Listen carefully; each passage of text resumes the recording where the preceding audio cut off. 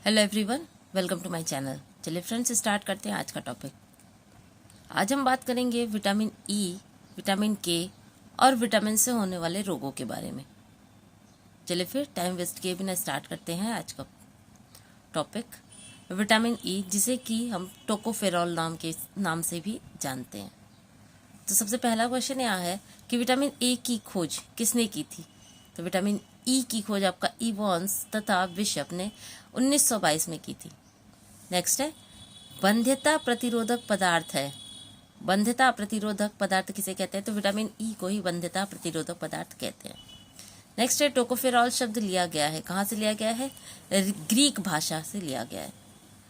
Next, vitamin E के प्रकार कितने कितने? टोकोफेरॉल और टोकीट्रिनॉल। नेक्स्ट है, ऑक्सीकरण प्रतिरोधक पदार्थ है। ऑक्सीकरण प्रतिरोधक पदार्थ है विटामिन ई। नेक्स्ट है, विटामिन ई का अभिशोषण कहाँ होता है? तो छोटी आंत में होता है। विटामिन ए के अभिशोषण के लिए आवश्यक है क्या क्या? वसा और पित्तरस यानी कि बाइल जूस। ठीक है, बिना वसा और बाइल जूस के विटामिन ई का अभिशोषण नहीं होता है। नेक्स्ट है, विटामिन ई का सबसे ज़्यादा संग्रह कहाँ होता है? तो यकृत में होता है। यानी आवश्यकता से अधिक अगर विटामिन ई हमारी बॉडी में है तो उसका संग्रह आपका यकृत में होता है। विटामिन ए तथा कैरोटीन ऑक्सीकरण को रोकता है। किसके ऑक्सीकरण को रोकता है? तो विटामिन ई के ऑक्सीकरण को रोकता है। ठीक है, विटामिन ए तथा कैरोटीन विटामिन ई के ऑक्सीकरण को, यानी विटामिन ई अगर हमारी बॉडी में ज़्यादा होता जाता है तो विटामिन ए और कैरोटीन उसके ऑक्सीकरण को रोकता है, जिससे कि विटामिन ई की अधिकता हमारे बॉडी में नुकसान न करे। ठीक है, आरबीसी का आकार बढ़ जाता है विटामिन ई की कमी से। ध्यान रखिएगा, विटामिन ई की कमी से आरबीसी का आकार जो है वह अनियमित यानी बढ़ जाता है। आरबीसी के आकार का बढ़ना क्या कहलाता है? तो आरबीसी के आकार का बढ़ना मैक्रोसाइट कहलाता है। क्या कहलाता है? मैक्रोसाइट। ध्यान रखिएगा, मैक्रोसाइट और माइक्रोसाइट दोनों में फर्क है। मैक्रो का मतलब ज़्यादा, माइक्रो का मतलब सूक्ष्म यानी छोटा। तो आरबीसी के आकार का बढ़ना क्या कहलाता है? मैक्रोसाइट्स कहलाता है। यकृत का नेक्रोसिस होता है तो विटामिन ई की कमी से आपका यकृत का नेक्रोसिस होता है, क्योंकि आवश्यकता से अधिक विटामिन ई का संग्रह हमारे यकृत में ही होता है। ठीक है, ध्यान रखिएगा। नेक्रोसिस कहते हैं यकृत की कोशिकाओं का मर जाना ही नेक्रोसिस कहलाता है।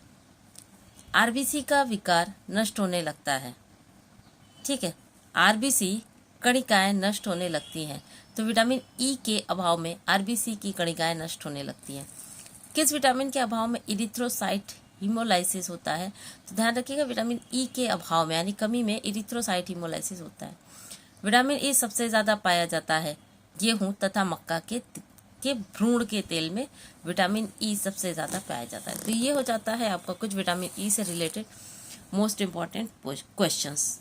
अब हम बात करते हैं विटामिन के के बारे में। तो ये है आपका विटामिन के। विटामिन के, इसका रासायनिक नाम नेप्थोक्विनोन है। क्या है? नेप्थोक्विनोन। चलिए स्टार्ट करते हैं। विटामिन के की खोज किसने की थी? डैम तथा स्कॉनहेयूडर ने की थी।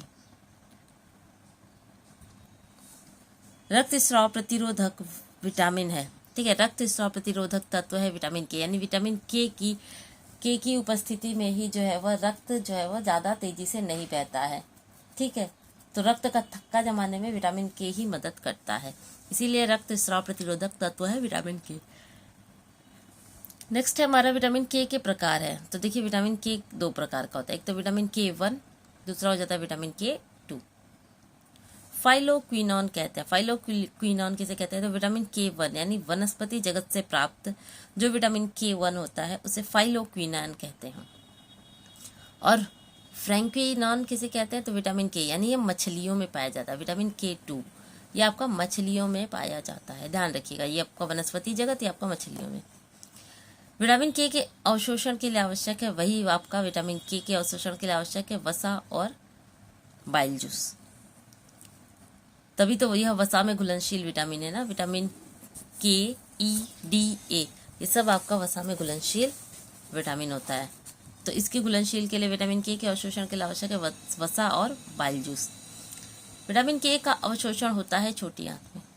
विटामिन के का संश्लेषण शरीर में कहाँ कहाँ होता है, तो छोटी आंत, यानी इसका निर्माण भी कहाँ होता है, छोटी आंत में ही होता है। विटामिन के का संश्लेषण किस जीवाणु के द्वारा होता है, तो एंट अमीबा कोलाई द्वारा, एंट अमीबा कोलाई द्वारा विटामिन के का संश्लेषण होता है। रक्त का थक्का जमाने के लिए आवश्यक तत्व है कौन सा, रक्त का थक्का जमाने के लिए आवश्यक तत्व है प्रोथ्रोम्बिन। प्रोथ्रोम्बिन का निर्माण किसके द्वारा होता है, तो विटामिन के द्वारा ही प्रोथ्रोम्बिन का निर्माण होता है, जिससे कि रक्त का थक्का जमने में सहायता मिलती है। प्रोथ्रोम्बिन किस तत्व में बदलकर रक्त का थक्का जमाता है, तो प्रोथ्रोम्बिन जो है वह थ्रोम्बिन में बदलकर रक्त का थक्का जमाता है। रक्त प्लाज्मा का प्रोटीन है, ध्यान रखिएगा, रक्त के प्लाज्मा में कौन सा प्रोटीन पाया जाता है, फाइब्रिनोजिन नामक प्रोटीन पाया जाता है। विटामिन के का रासायनिक नाम क्या है, नेफ्थोक्विनोन है। विटामिन के का अभिशोषण के बाद किस सिस्टम द्वारा रक्त में पहुंचता है, तो लिम्फेटिक सिस्टम द्वारा विटामिन के हमारे रक्त में पहुंचता है। कौन सा वसा में घुलनशील विटामिन संग्रहित नहीं होता, ध्यान रखिएगा, जितने भी आपका वसा में संग्रहित विटामिन है वो हमारी बॉडी में अगर आवश्यकता से ज़्यादा हो जाते हैं तो उनका संग्रह होने लगता है, यानी स्टोरेज होने लगता है, और उनका स्टोरेज होना ही क्या होता है, हमारी बॉडी को नुकसान देना शुरू कर देता है। तो लेकिन विटामिन के एक ऐसा विटामिन है, वसा में घुलनशील विटामिन है, जो जिसका संग्रह हमारी बॉडी में नहीं होता है। ठीक है, तो विटामिन के का संग्रह हमारी बॉडी में नहीं होता है। चलिए अब हम बात करते हैं विटामिन की कमी से होने वाले कौन कौन से रोग होते हैं। तो यहाँ देखिए रोग का नाम लिखा है और विटामिन की कमी लिखी है। सबसे पहले आपका फ्राइनोडर्मा जिसे कहते हैं, ये विटामिन ए और वसा दोनों की कमी से होता है, क्योंकि देखिए विटामिन ए जो है वह वसा में घुलनशील विटामिन है। ठीक है, तो जब तक विटामिन ए के साथ वसा नहीं आएगा तब तक विटामिन ए जो है हमारी बॉडी अवशोषित नहीं करेगी। तो फ्रीनोडर विटामिन ए की कमी से ही फ्रीनोडर्मा होता है। तो विटामिन ए और वसा इन दोनों की कमी से जो है वह फ्रीनोडर्मा होता है। रोतौंदी विटामिन ए, जीरोफ्थैल्मिया, ये जितने भी आप देखेंगे विटामिन ए की कमी से होता है, जैसे आपका रोतौंदी, xerophthalmia, Bitot's spot, xerosis conjunctiva, xerosis cornea और किरेटोमलेशिया, ये सब आपकी आंखों से रिलेटेड बीमारी हैं और इन सब के लिए रिस्पॉन्सिबल है आपका विटामिन ए।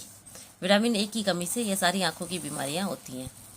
चलिए आगे बढ़ते हैं। अब ये देखिए आपका विटामिन डी की कमी से होने वाले कौन कौन से रोग हैं, ध्यान रखिएगा, रिकेट्स है।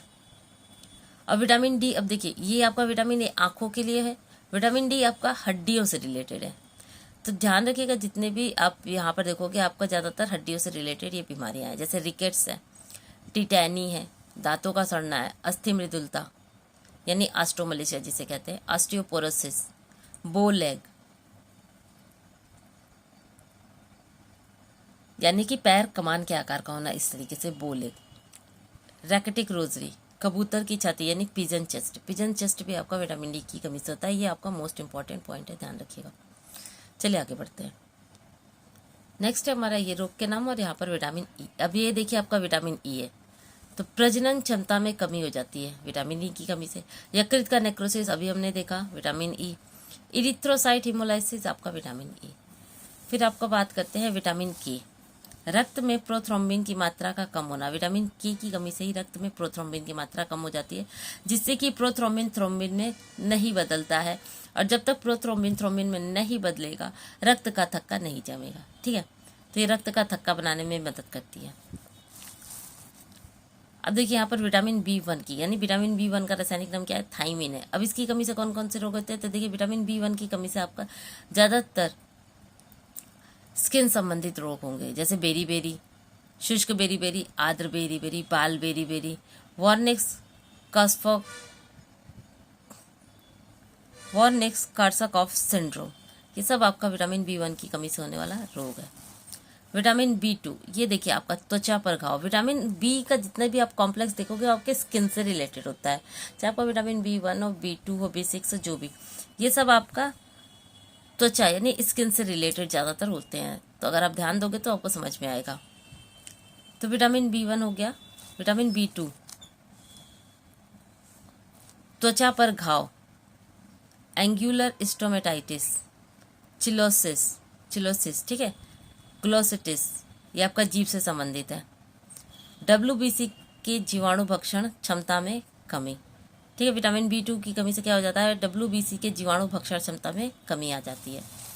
नेक्स्ट है आपका हमारा विटामिन बी3। विटामिन बी3 में क्या है, अतिसार जिसे डायरिया कहते हैं। त्वचा का रोग डर्मेटाइटिस, पागलपन डिमेंशिया, ठीक है, यानी जिसे 3Ds रोग कहते हैं। विटामिन B3 की कमी से आपका 3Ds रोग यानी अतिसार, सबसे पहला लक्षण अतिसार, फिर त्वचा का रोग, फिर पागलपन यानी डायरिया, डर्मेटाइटिस और डिमेंशिया, ठीक है। पेलाग्रा होता है। लास्ट है हमारा विटामिन B6। विटामिन B6 है आपका माइक्रोसाइटिक रक्ताल्पता। अभी हम लोगों ने देखा माइक्रोसाइटिक रक्ताल्पता, ठीक है। इसके पहले हम लोगों ने क्या देखा था, विटामिन ई की कमी से क्या होता है, मैक्रोसाइटिक। मैक्रोसाइटिक में क्या होता है, आरबीसी के कण जो वो बढ़ने लगते हैं, जबकि माइक्रोसाइटिक रक्ताल्पता में आरबीसी के कण जो है वो छोटे होने लगते हैं, माइक्रो मीन सूक्ष्म होने लगते हैं, यानी कि छोटे होने लगते हैं, ठीक है। तो विटामिन B6 हो गया माइक्रोसाइटिक और विटामिन ई हो गया आपका मैक्रोसाइटिक, ध्यान रखिएगा। लास्ट है आपका एक्रोडेनिया, ये भी आपका विटामिन B6 की कमी से होता है। तो ये हो जाते हैं कुछ इंपॉर्टेंट पॉइंट्स आपके विटामिन की कमी से होने वाले रोगों के बारे में। नेक्स्ट सेशन में हम लोग देखेंगे बाकी के विटामिन, जैसे विटामिन डी हो गया, ठीक है, विटामिन ए हो गया। अभी ये सब हम धीरे धीरे करेंगे। चलिए फिर, आई होप आज का भी सेशन आप लोगों को पसंद आया होगा। पसंद आया तो प्लीज़ वीडियो को लाइक करिएगा, नए हैं तो चैनल को सब्सक्राइब करना बिल्कुल ना भूलिएगा। ज़्यादा जानकारी के लिए टेलीग्राम चैनल ज्वाइन कर लीजिएगा, वहाँ ये आपको मिल जाएगा। मिलते हैं अपने नेक्स्ट वीडियो में, तब तक के लिए बहुत बहुत धन्यवाद।